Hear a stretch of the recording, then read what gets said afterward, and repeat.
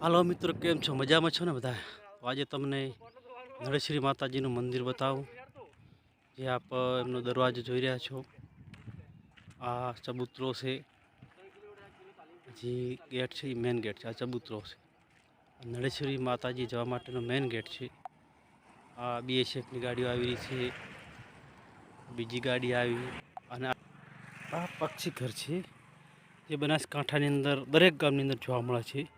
ચબૂતરો અથવા પક્ષી ઘર છે.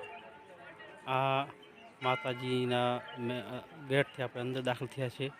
જેમનો આપણે તમને વ્યૂ બતાવી રહ્યો છું અંદરથી. એક આ પ્રસાદની દુકાન છે. આ બાજુ પાણીની પરબ છે. માતાજીનું મંદિર છે. મસ્ત શેડ છે.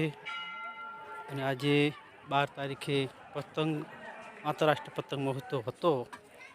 એટલે મોટી સંખ્યામાં આજુબાજુના ગામના લોકો ખૂબ જ આવ્યા છે. અહીં બહુ જ વસ્તી આવે છે નળેશ્વરી માતાએ. આપ જોઈ શકો છો.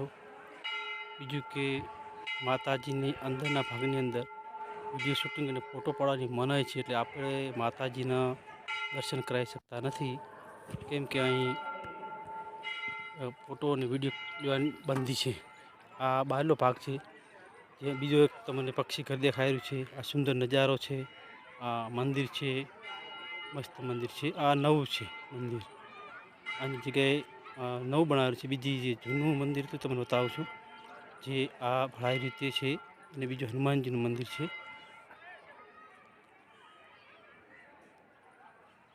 મસ્ત નજારો છે.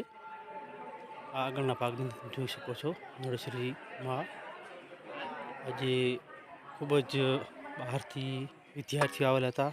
આ જૂનું મંદિર છે નળેશ્વરી માતાજીનું. આ અંદરનો ભાગ છે માતાજીના મંદિરની અંદર જૂના. અને એમાં ખાસ સચ્ચિદાનંદજી મહારાજે નળેશ્વરી ધામનો વિકાસ કરવામાં મહત્ત્વનો ફાળો સચ્ચિદાનંદ બાપુજીનો છે. આ જે બાળકો આવેલા છે, આ મંદિરનો વ્યૂ છે. મુસ્લિમ બાળકો આવેલા છે માતાજીનું દર્શન કરવા, જે આપ જોઈ શકો છો.